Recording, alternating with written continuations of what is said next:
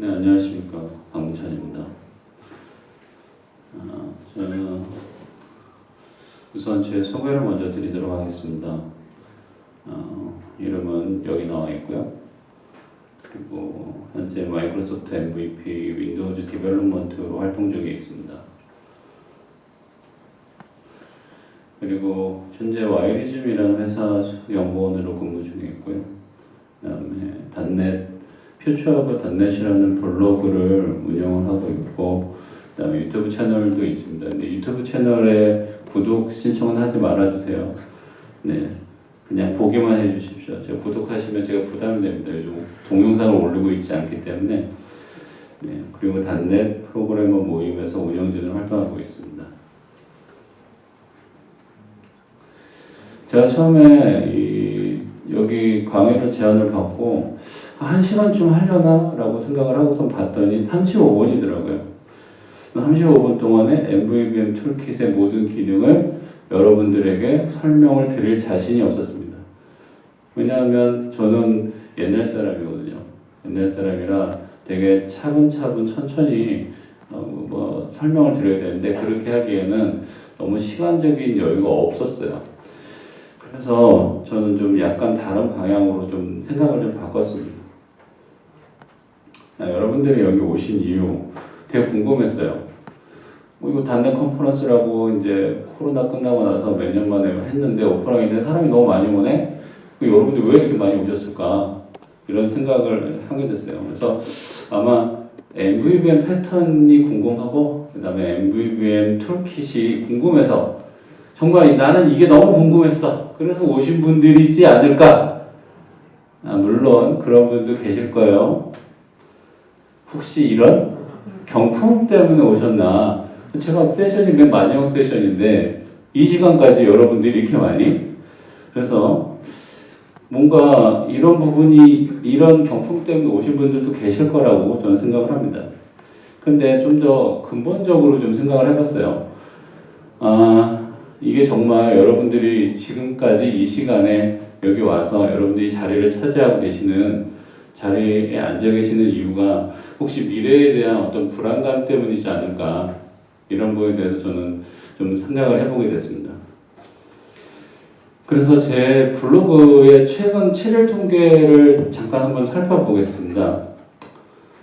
자, 제 블로그에서 가장 조회수를 많이 차지하고 있는 블로그 포스팅이 바로 이거예요.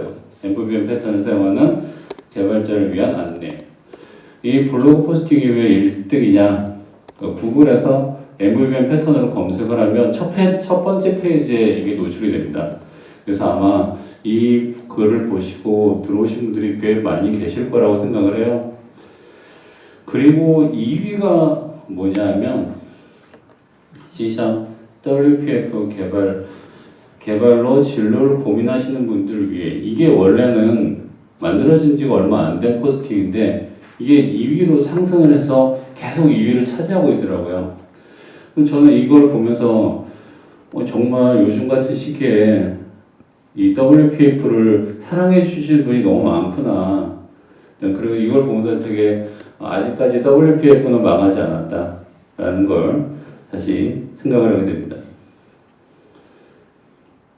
그래서 이 C# WPF 개발로 진로를 고민하시는 분들을 위한 포스팅이, 제가 이 글을 쓴 계기가 있었어요. 계기를 잠깐 설명을 드리면, 제가 이제 개발을 하고 있는데 신입 개발자가 한 분이 오신 거예요. 근데 그분한테 물어봤어요. 지금 현장에서는 WPF 개발자가 구하기 너무 힘든데 반대로 구직자 입장에서는 취업을 하기가 너무 힘들다고 하더라. 이런 얘기에 대해서 어떻게 생각하느냐. 그래서 이제 그분이 그러는 거예요.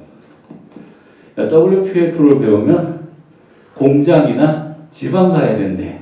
이런 글이 너무 많다고.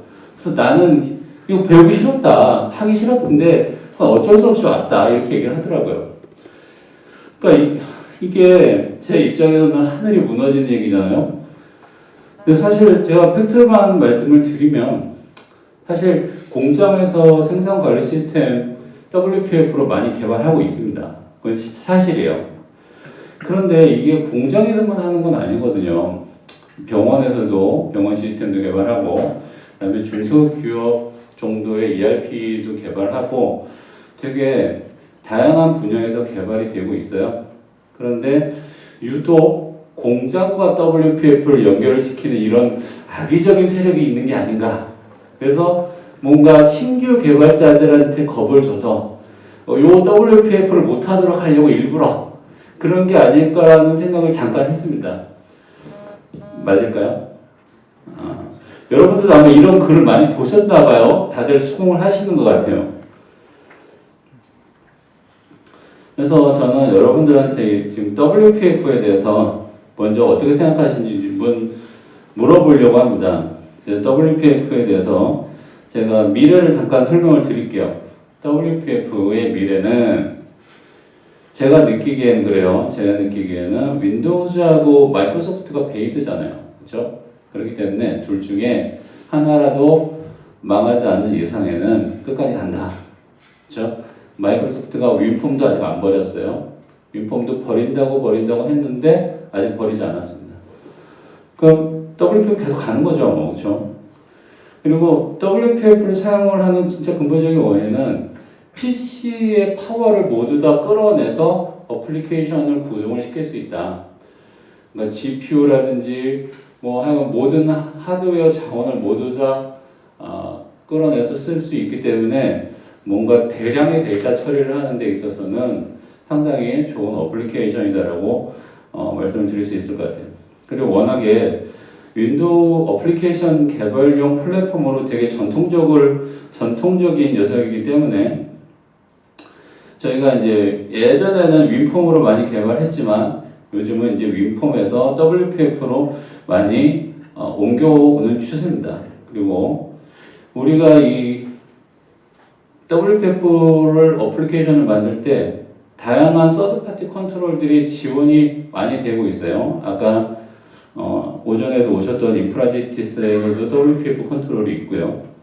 텔레릭이라든지 데브익스프레스, 그래프시티디 여러 군데서 다양한 기능을 가지고 있는 서드파티 컨트롤들을 지원을 하고 있고 그렇기 때문에 좀 더 예쁘고 깔끔한 어플리케이션 개발을 쉽게 할 수 있게 됩니다. 그리고 뭐 모르시는 거 있으면 개발하다 막히는 거 있으면 검색하면 다 나와요. 다 물론 영어로 검색하셔야 됩니다. 한글로 검색 안 돼요. 네. 그리고 여러분들이 또 요즘 최근 트렌드는 전체적으로 오픈소스로 가잖아요. 그러니까 옛날에는 이런 얘기를 많이 들었어요. 마이크로소프트의 윈폼이나 WPF가 오픈소스가 아니라서 나는 오픈소스를 하고 싶어. 근데 얘네들은 오픈소스가 아니야. 이거는 옛날 거야. 이런 식으로 얘기를 많이 했었어요. 근데 WPF와 윈폼도 전부 다 오픈소스로 다 개방이 됐죠. 그래서 전 세계 개발자들이 참여를 하고 있습니다. 좀 더 기능을 추가하고 보강하기 위해서 많이 하고 있기 때문에 그런 부분에 있어서 WPF는 미래를 밝다. 그리고 조금 전에도 오늘 하루 종일 얘기했던 내용도 많이 나오고 있죠.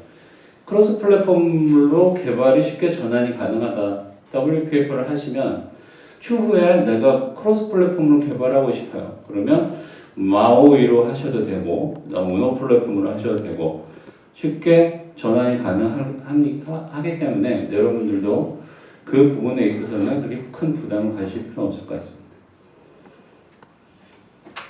그러면 실질적으로 WPF 여러분들이 알고는 계셨지만 WPF에서 가장 중요한 것은 역시 MVVM 패턴이죠. MVVM 패턴을 사용하는 가장 근본적인 원인은 기존의 이벤트 중심 프로그래밍의 문제점이 있는데 그 문제점을 해결하기 위해서 MVVM 패턴이 나오게 된 거고요. 그러다 보니까 화면과 여기 화면 이쪽 뷰와 뷰 모델의 디커플링 서로 분리가 되어 있는 상태에서 뷰는 어떤 UI적인 부분만 처리를 하고 뷰 모델은 비즈니스 로직만 처리를 하게 된다. 그런 부분에 대한 어떤 기본적인 개념을 가지고 저희가 그 개념이 WPF의 가장 근본이 되는 겁니다. 그래서 WPF 개발 이퀄 MVVM 패턴이라고 봐도 무난할 것 같습니다. MVVM 패턴을 사용을 쉽게 하기 위해서 필요한 건 뭐냐? 물론 직접 다 구현을 하셔도 돼요. 하셔도 되지만 그냥 우리 쉽게 가자고요. 누get 패키지 들어가서 보면 검색을 해보면 네, 라이브러리가 몇 가지 있습니다. 대표적인 거 5가지만 뽑았어요. 첫 번째로 저희 예전부터 가장 많이 들었던 게 바로 이제 갈라소프트사의 MVVM 라이트라는 누get 패키지가 있었고, 그 다음에 데이브 익스프레스의 MVVM이라는 누get 패키지도 있습니다. 그리고 MVVM 크로스, 그 다음에 마이크로소프트의 커뮤니티 툴킷 MVVM, 그 다음에 프리즘 라이브러리 정도가 될 수 있을 것 같습니다.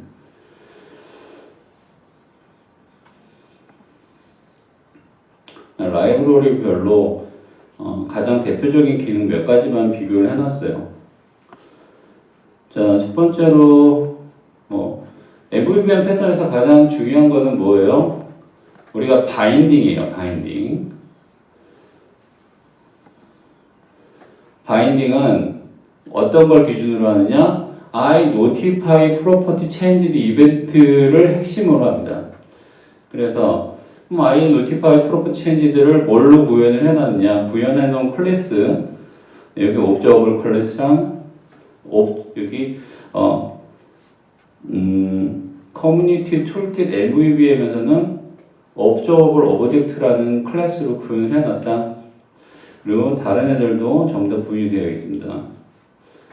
그리고 그 다음에 커맨드, 화면단에서 사용자의 인터랙션을 뷰 모델에다가 전달하기 위한 I 커맨드 인터페이스를 어떻게 구현을 해놨느냐? 이건 이런 식으로 구현이 되어 있더라. 릴레이 커맨드로 구현이 되어 있더라. 그리고 IOC는 인버전 오브 컨트롤이라고 해서 한글로 번역은 안 할게요. 근데 이런 거는 어떻게 구현이 되어 있느냐? 그래서 요거는 라이브러리 비교표는 다른 여러 가지 그 라이브러리들과 커뮤니티 툴킷과의 어떤 관계를 쉽게 한눈에 파악하실 수 있도록 하려고 제가 추가를 해 놓은 겁니다. 근데 여기서 핵심은 일단 커뮤니티 툴킷 MVVM, 네, 얘도 대부분의 기능은 모두 다 포함을 하고 있기 때문에 이 녀석이 다른 애들에 비해서 전혀 떨어지지 않는다. 자, 그러면 저희가 WPF를 여러분들이 한다고 했을 때는 MVVM이 반드시 필요하고, 그럼 MVVM을 가장 쉽게 사용하기 위해서는 누get 패키지가 필요하고, 누get 패키지 중에 몇 가지가 있었는데 그 중에 여러분들한테 커뮤니티 툴킷 MVVM을 권장하는 이유는 이렇습니다. 마이크로소프트에서 관리하는 MVVM 툴킷이에요. 기존에는 마이크로소프트에서 MVVM 툴킷을 제공하지 않았어요. 그냥 다른 누get 패키지를 써라라고 이렇게 해놨기 때문에 그랬는데 어느 날 갈라소프트에 나와 있는 MVVM 라이트라는 누get 패키지가 더 이상 버전업이 되지 않고 그 외에 자잘한 그런 누get 패키지들이 나왔는데 보니까 계속 업데이트가 어떤 프레임워크에 올라감으로 인하여 계속 업데이트가 되어야 되는데 관리가 안 되니 이거를 이제 마이크로소프트에서 그럼 우리가 하나를 만들어서 해야 되겠다라고 해서 만든 게 처음에 이름은 마이크로소프트 툴킷 MVVM이었다가 얘가 커뮤니티 툴킷 MVVM으로 이제 커뮤니티 툴킷으로 이제 포함이 되어 들어간 거죠. 그래서 지금 현재는 마이크로소프트 툴킷 MVVM은 사용이 안 됩니다. 요거는 더 이상 버전업을 하지 않고 있고 여러분들이 마이크로소프트의 툴킷을 쓰시려면 커뮤니티 툴킷 MVVM을 사용을 하셔야 돼요. 얘는 비주얼 스튜디오 2019와 2022를 지원을 하고 있고요. 그 다음에 UWP 요거는 제가 윈폼이라고 되어 있는 걸 이 커뮤니티 툴킷 사이트에서 봐서 지금 적어는 놨는데 윈폼에서 MVVM 툴킷을 사용할 수 있는지 여부는 확실하지 않습니다. 그 다음에 WPF, 자마린, 우노, 마우이 등 대부분의 플랫폼에서 사용이 가능한 누계 패키지입니다. 자, 그래서 이 누계 패키지를 여러분들 프로젝트에 적용하는 방법을 천천히 자세하게 설명을 드릴 거예요. 이게 이제 제가 실제 프로젝트를 켜서 데모를 하지는 않을 거고요. 이제 이미지로 보여드릴 건데, 제가 한 손이 여기 마이크에 잡혀 있고, 키보드 한 손으로 칠 수도 없고요. 네.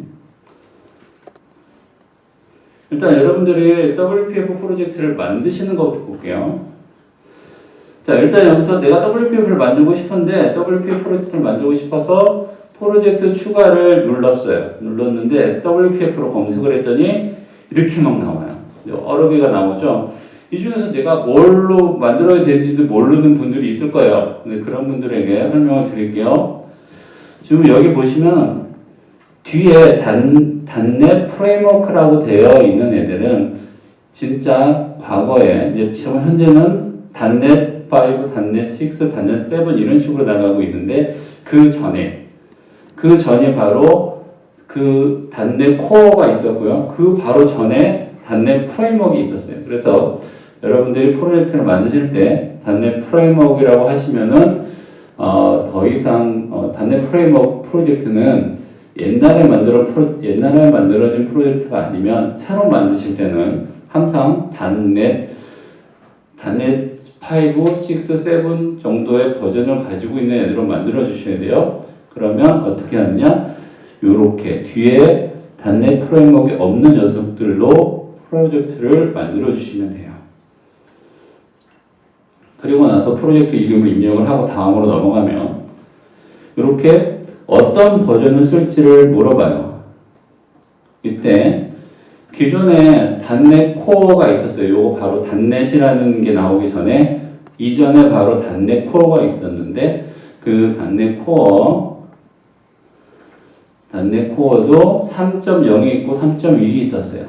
근데 3.0은 더 이상 지원하지 않고요. 3.1은 만드실 수 있어요. 만드실 수 있는데 가능하면 단넷 6, 단넷 7으로 만들어 주시는 게 좋아요. 그렇게 해서 이제 프로젝트를 생성을 했습니다. 프로젝트를 생성한 게 바로 저는 요번에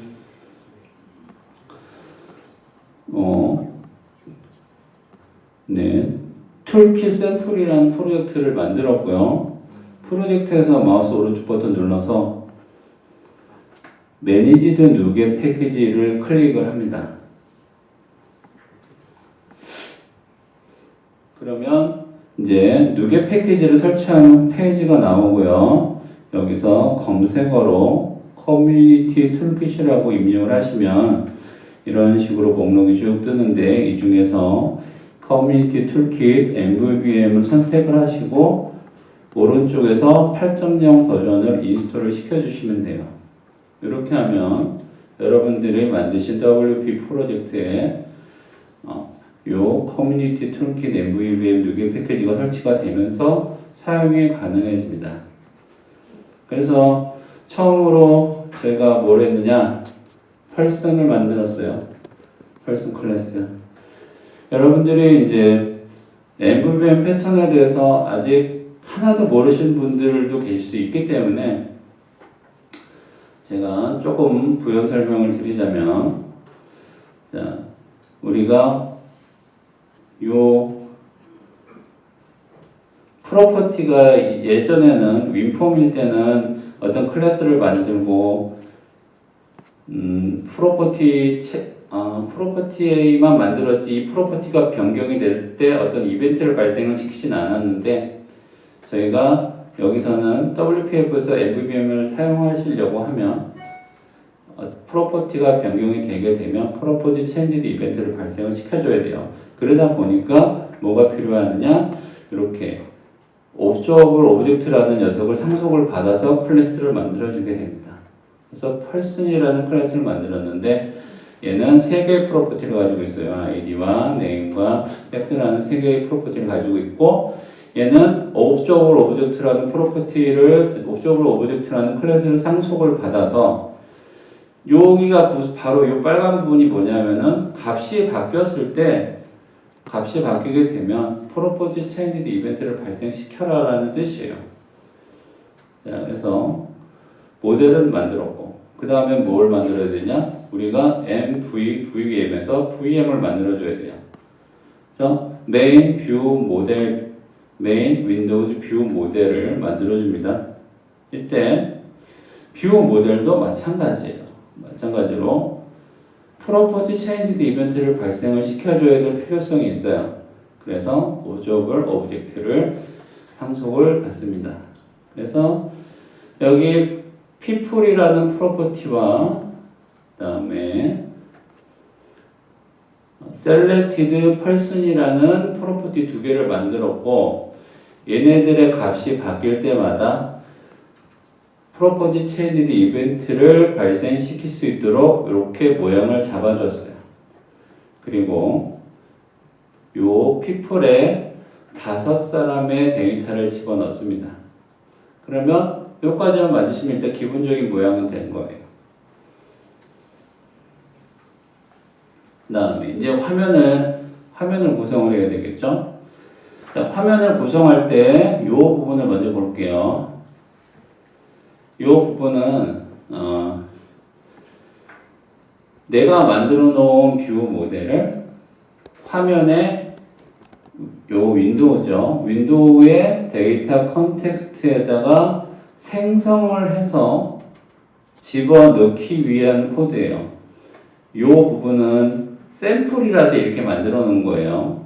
실제로는 코드 비하인드 단에서 작업을 해서 넣거나 아니면 다른 방법을 써서 집어넣어야 되는 거고, 이건 샘플이기 때문에 이런 식으로 처리를 한 겁니다.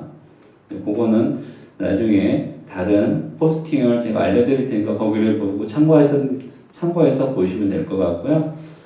자, 그러면 일단은 중요한 건 여기서 뭐냐면 뷰 모델은 데이터 컨텍스트에 들어가야 된다는 게 제일 중요해요.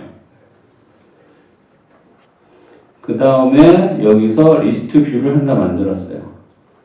리스트 뷰를 이용을 해서 제가 아이템 소스에다가 person을 바인딩을 해줍니다. 이 바인딩이 MVVM 패턴에서 가장 중요하죠. 그래서 이 바인딩이라는 문자를 써서 데이터 컨텍스트에 들어가 있는 뷰 모델의 프로퍼티를 끌어다가 사용을 하게 되는 거죠. 그래서 아이템스 소스라는 프로퍼티가 있는데 거기다가 person을 집어넣었어. 그럼 어떻게 되냐? 그러면 이게 리스트의 그 person이라는 모델이 리스트로 쫙 생깁니다. 그런데 그렇게 생기면 내가 어떤 사람인지 모르니까 어떻게 되느냐? 여기 나는 name이라는 프로퍼티를 화면에 뿌릴 거야. 그래서 display member pass에다가 name이라고 썼어요. 그리고 요 밑에는 스택 패널에 첫 번째는 내가 id라는 거를 선택해서 넣고, 그 다음에 제가 참 중요한 걸 설명 안 드렸죠? 클리어.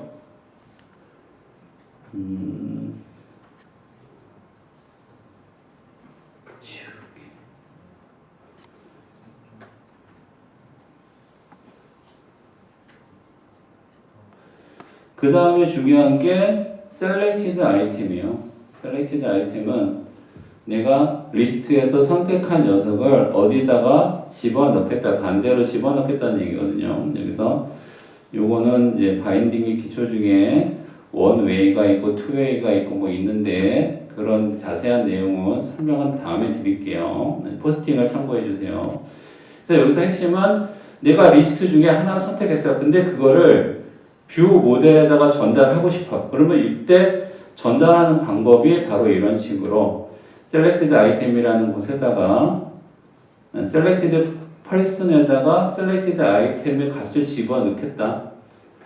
그리고 요 밑에는 그럼 selected person에 있는 값을 화면에 뿌리는 거예요. 실제로 얘를 실행을 해본 거예요. 실행을 해보면 어떻게 나오냐? 내가 요 컨트롤이 바로 리스트 뷰겠죠. 요 부분이 리스트 뷰예요. 리스트 뷰에 5개의 데이터가 나오고 그 중에 name이라는 프로퍼티를 화면에 뿌리는 거예요.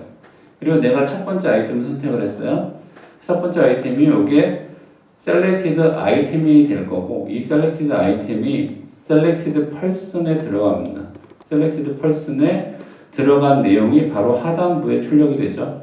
그래서 내가 첫 번째 선택한 녀석이 1번이고 그 다음에 이름은 카키고 그 다음에 true 이렇게 숫자와 문자와 부호 값을 출력을 했어요. 이거를 구조로 한번 다시 볼게요. 구조로 보면 자 아까 메인 윈도우에 데이터 컨텍스트에 이걸 넣었죠. 그래서 얘가 쏙 들어갔어요. 인스턴스가 돼서 들어가고 그리고 나서 펄슨에는 5명의 데이터가 들어갔었죠. 그리고 그게 화면에 뿌려졌어요. 뿌려진 상태에서 내가 하나를 선택을 하니까 selected 아이템의 값이 들어가게 되고 얘는 바로 뷰 모델에 있는 selected person의 값이 들어가요. 그럼 여기서 내가 선택한 아이템이 selected person에 들어가니까 뭐가 발생해요?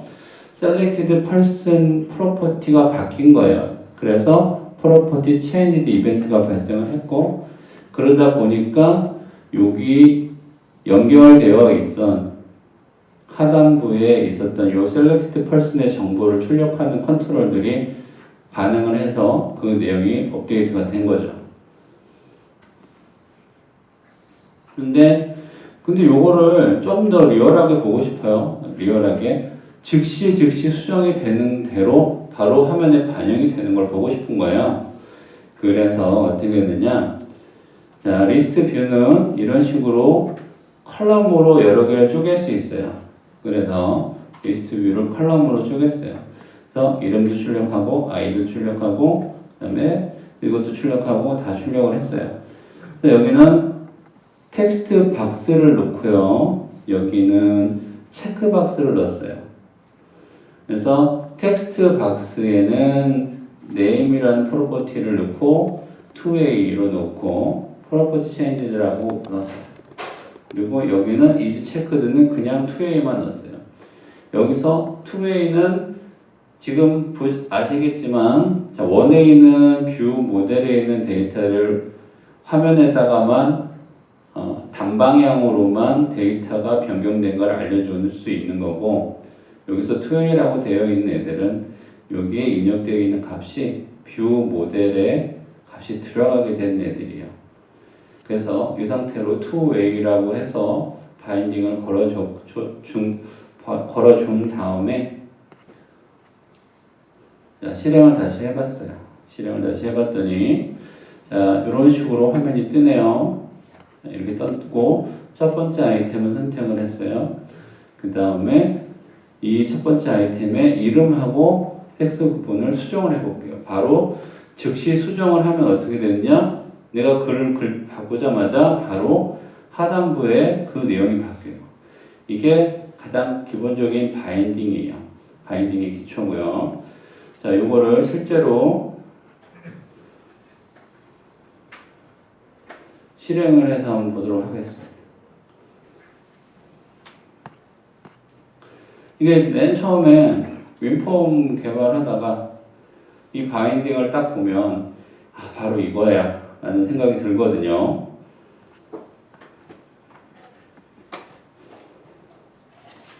왜냐하면 윈폼에서는 데이터 수정이 되면 수정된 거를 이벤트로 잡아서 계속 텍스트 박스에다 계속 그 값을 다시 넣어줘야 돼요. 그랬는데 바인딩에서는 어떻게 돼요? 자, 저 선택하니까 바로 화면에 밑에 내용이 떴죠? 그리고 여기서 값을 입력하면 바로 리얼타임으로 하단부에 값이 바뀌는 걸 볼 수가 있어요. 이게 처음에 봤을 때 얼마나 혁신적인지 모르셨을 거예요. 자, 그래서 이거 본 다음부터 윈폼을 못했어요. 윈폼 개발을 못했어요. 이게 너무너무 좋아서. 자, 이렇게 리얼타임으로 데이터가 변경이 되는 거다. 화면이 안 나오는. 아, 그렇군요. 네, 잠깐만요. 저쪽으로 제가 갈 수 있는지 한번 볼게요. 아, 간다. 대신에 제가 안 돼요, 그렇죠? 제가 이렇게 해가지고 선택이 안 되는데. 저 혼자 좋아하고 있었어요, 그렇죠? 큰일이야. 됐다. 얘를 그럼 수정을 해볼게요. 이렇게 해서 네, 하단부에 보시면 바로 수정이 되는 걸 보실 수가 있습니다. 네, 이거 제가 체크박스를 누르고 싶은데 되는구나. 네, 바로 체크박스가 바뀌자마자 하단부에 글씨가 계속 바뀌는 걸 볼 수 있죠. 네, 요게 바로 기본적인 바인딩이에요. 이 바인딩이 뭐예요? MVVM 패턴의 가장 기본적인 내용이죠. 그래서 이 상태에서 그럼 이제 우리가 커뮤니티 툴킷 MVVM을 이용을 하면 방금 전에 보셨던 옵저버블 오브젝트와 그 다음에 지금 제가 보여드리진 않았지만 커맨드라는 건 뭐냐, 화면에서 내가 버튼을 눌렀어요. 버튼을 누르면 내가 버튼을 눌렀는지 마우스 오른쪽 클릭을 했는지 그런 걸 뷰 모델에다가 알려줘야 돼요. 알려줄 때 필요한 게 바로 커맨드인데, 여기는 릴레이 커맨드와 어싱크 릴레이 커맨드 두 개를 지원을 하고 있어요. 그리고 웨이크 레퍼런스 메신저하고 스트롱 레퍼런스 메신저라는 게 있는데, 얘네는